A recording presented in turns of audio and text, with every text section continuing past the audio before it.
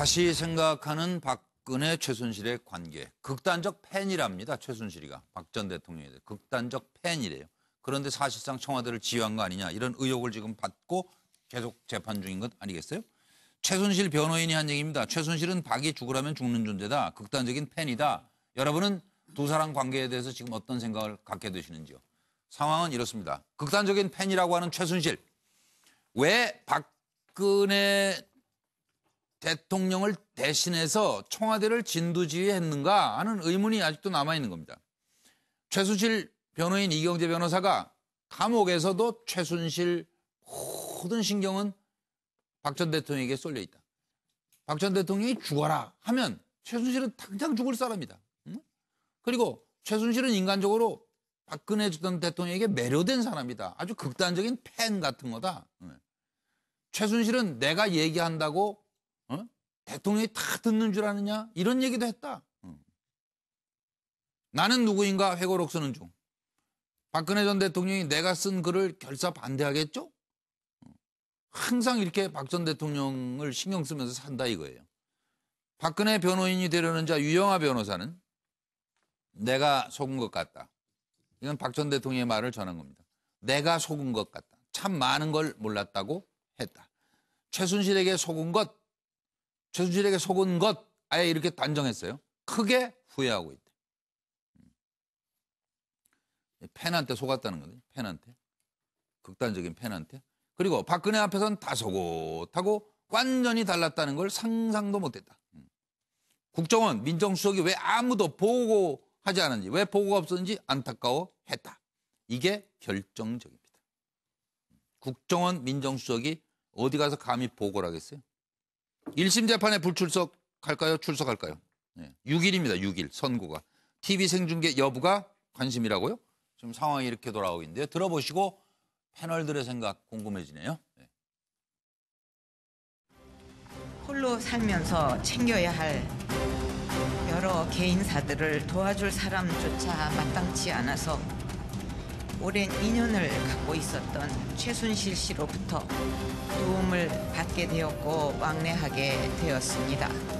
저는 대통령을 모시는 사람으로 생각합니다. 제가 한때는 젊은 대학 시절에 한참 존경했고 그래서 또 많이 좋아했고 그랬기 때문에 오늘날까지 옆에서 있었다고 생각합니다. 특정 개인이 이권을 챙기고 여러 위법 행위까지 저질렀다고 하니 너무나 안타깝고 참담한 심정입니다.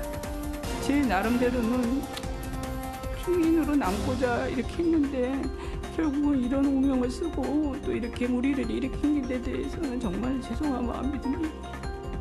네, 박 전 대통령은 최서원이 얘기하지 않으면 어떤 것도 알 수 없었다는 이런 설명을 하고 있는데요. 이것은 현 재판부가 박 전 대통령에 대해서 상당히 오도된 인식을 하고 있지 않는가 해서 우려를 하고 있습니다. 그러고 보니까 양쪽에 뭐 본인들 얘기가 아니고 변호인들 얘기를 가지고 지금 분석을 부탁드린 건데요. 황정수 소장부터 하시겠어요? 네. 미국 영화 더 팬이라는 게 있어요. 예, 있어요. 그 유명 흑인 야구 선수를 광적으로 좋아하는 사람이 나중에 선수를 파멸로 빠지게 저 그거 이렇게 무섭게 시도를 봤어요. 하죠. 무서워요. 그래서 지금 저걸 들으면 팬이 이제는 너무 열광을 해서 기획사까지 차려가지고 그 셀럽을 유명인을 이렇게 기획사에서 조정하는 그런 일까지 지금 했다. 그래서 저는 극성 팬은 결국은 셀럽 유명인을 죽인다. 이런 부분을 갖다가 좀 이야기를 하고 싶은데요.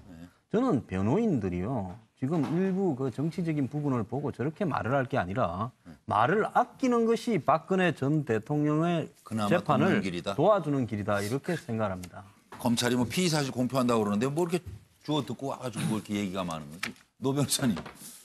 우선 그 박근혜 전 대통령 그 그러니까 재판부에서 박 전 대통령한테 그 선고를 그 촬영해서 하는 것에 대해서 공개하는 것에 대해서 어떻게 생각하냐 의견서를 보냈죠. 중계하는 거 생방송으로. 네네. 그랬더니 답변서로 원치 않는다 이렇게 자필로 써서 이제 보냈어요. 박근혜 전 대통령이. 아, 생중에 원치 않는다. 네, 왜냐하면 이제 피고인이 동의하는지 아닌지 여부를 물어봐야 되기 때문에 이제 나올지 안 나올지 모르는 거죠. 그거는. 네, 근데 그렇지만 본인은 아마 안 나갈 것으로 저희는 생각을 하고 있는데 예. 어쨌든 이제 이분 입장에서 보자면 모든 것이 최순실 때문이다라는 생각을 아직도 하고 있는 듯한 그런 뉘앙스를 풍기는 것인데요. 예. 더 중요한 것은 이경재 변호사의 말은 그냥 변호인의 말일 뿐입니다. 네. 그거 자체가 그렇게까지 썩 의미가 있는 말은 저는 아니라고 봅니다. 왜냐하면 책임질 저 위치도 아니잖아요. 네, 게다가 사실상 책임을 감면하기 위해서는 최순실이 박근혜보다 훨씬 밑에 있는 존재이고 박근혜 전 대통령에 대해서 경외감을 가지고 시키는 대로 한다 이런 그 프레임을 프레임이랄까? 가져야지만 네, 되거든요. 그렇죠. 그러니까 그런 것들 때문이기 때문에 너무 그럴 거 신경 쓸 필요는 없으실 것 같고 예.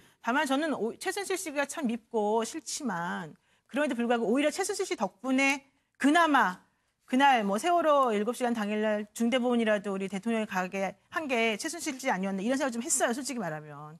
그러니까 그게 무슨 말이냐면 가나마나였어요. 그거 가서 괜히 그러니까 더 이상하게 됐어요. 가나마나긴 하지만 어쨌든 그럼에도 불구하고 어쨌든 뭔가 움직이게끔 하는 거잖아요. 그 움직이게 한 사람 사람은 자체를. 최순실이었다. 예, 그나마. 그러니까 저는 그래서 그나마 참 이게. 그 동안에 정상적으로 보이게끔 뭔가 조치를 취할 수 있었던 사람은 최순실이 아니었나 생각이 들어서 뭐 변호인들이 이렇게 변호 전략 쓰는 거는 너무 뭐 신경 쓸 필요는 없지만 그럼에도 불구하고 이 둘 간의 관계는 참 악어와 악어새의 관계가 아닐까 이런 생각했습니다. 그러면 저 노 변호사 보시기에 이게 상호관계라는 게 지금 뭐 당장 6일 날 저 1심 선고 아니에요? 여기 네네. 영향을 미쳐요?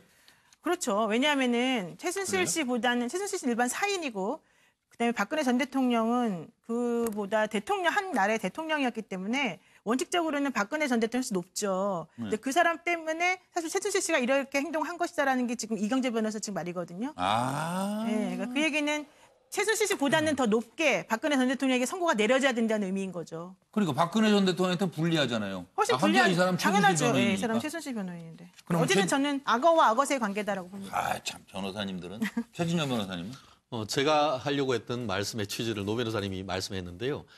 기본적으로 이제 그 변호사 같은 경우에는 누가 주범이냐 이런 것에 있어 가지고 결국 그 지금 최순실 씨의 변호인 같은 경우에는 주범은 박근혜 전 대통령일 수밖에 없고 그것을 뒤에 있는 사람이 그 최순실 씨다. 이런 프레임을 기본적으로 말씀하시려는 취지인 것 같습니다. 그렇네요. 다만 그 적어도 지금까지 서울형 본인이 이제 그 최순실 씨의 변호인임에도 불구하고 예, 상당 예, 부분 박근혜 전 대통령을 어떻게 보면 옹호하는 듯한 얘기를 많이 해온 것도 맞습니다. 그렇지만 전체적인 이 맥락은 적어도 이 그 국정농단의 주된 어떤 그 핵심은 박근혜 전 대통령이다라는 그런 내용으로 읽히는데요.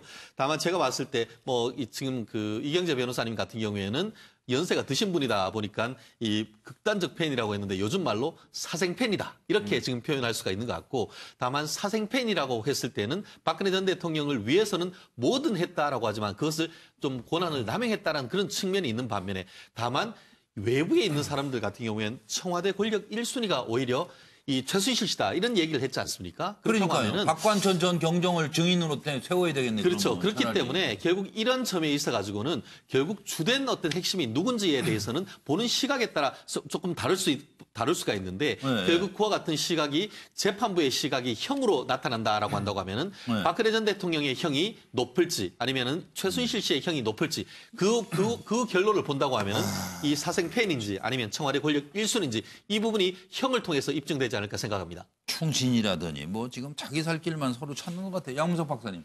예, 언론에 등장하기 전에 최순실과 언론에 등장한 이후의 최순실을 표현하는 박근혜 전 대통령의 그 호칭과 그다음에 상하관계, 그다음에 밀착 정도가 완전히 다르죠. 아, 우리 그렇네요. 정호성 실장의 녹취록을 들어보면 예. 최 선생님께 컨펌을 받았어요라고 이야기를 하는 청와대 그 수보회의를 앞두고 최 선생님께 컨펌 받았어요라고 하는 목소리가 나오잖아요. 그러니까 실제 그때만 해도 상하관계에 있어서는 그 박근혜 전 대통령보다 최순실이 위에 있었고 그리고 사사건건 최순실의 오다를 받고 움직이는 말 그대로 연예기획사의 그 사장과 연기자 수준의 그 관계가 있었단 말이에요. 그럼 그 문고리 4인방 로드 매니저예요? 예.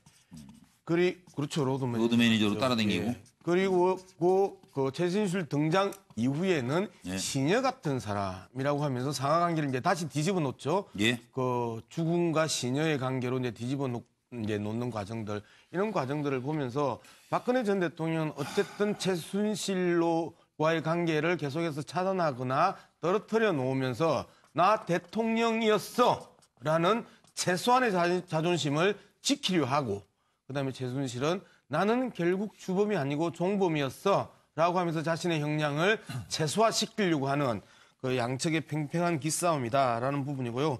지난해 7월에 대법원 규칙이 바뀌면서 이제는 대법원 선고뿐만 아니고 1심, 2심도 선고 당일날 재판부가 허가하면 그 생방송을 하기로 했는데요. 자, 재판부가 이 부분에 대해서 두 가지 조건을 내건 걸로 알고 있습니다. 국민의 관심이 높고 공익성이 있으면 생방송을 할 수 있다라고 하는데요. 자, 여기에 있어서 국민의 관심뿐만 아니고 공공의 이익에 대한 부분이 국회에서 탄핵, 헌재에서 해임, 그 다음에 구속 기간 연장, 그 다음에 제1심 선고, 이 부분이 국민의 관심과 공공의 이익에 부합되지 않느냐. 규칙을 바꿨으면 딱 하나만 하라고 하면 요 사건밖에 할 게 예. 없다라는 측면에서 생방송을 불허하는 그러한 불상사는 안 일어났으면 좋겠다는 게 제 생각입니다. 지금 얘기한 내용을 잠깐 다시 기억을 되살려 듣고 와서 다음 패널 말씀을 청하겠습니다. 들어보시죠. 지금 최순실 씨를 선생님이라고 불렀습니까? 이제 대통령님 이제 취임하시고 나서 이제 그렇게 불렀습니다. 그 전에는 뭐라고 불렀습니까? 그 전에는 사실 뭐 이렇게 같이 뭘 이렇게 하고 그러지는 않았습니다. 정과장, 피청구인은 대통령은 최순실을 어떻게 불렀습니까? 대통령님께서요? 네. 대통령께서 최순실 씨를 어떻게 불렀는지에 대해서는 제가 검찰에서도 답변하지 않았습니다. 그러니까 예. 의견 듣자고 보낸 거잖아요. 예. 아니 의견 듣자고 보는 게 아니라 이렇게 할 거다, 이렇게 발표된다. 그거를 왜 최순실 씨에게 알려줘요? 그동안 뭐 대선 때도 같이 쭉 해왔고, 그리고 최순실 씨는 기본적으로 저희 입장에서는 없는 사람입니다. 그러니까 대외적으로 없는 사람입니다. 이 사람이 존재하지 않고 그냥 뒤에서 아무도 모르게 조용히 도와주는 사람이었지. 근데 안타깝게도 지금 이 상황까지 오게 된 게 이분이 이렇게 밖으로 이렇게 뭔가 등장하면서 뭔가 일이 지금 이렇게 꼬인 것 같은데.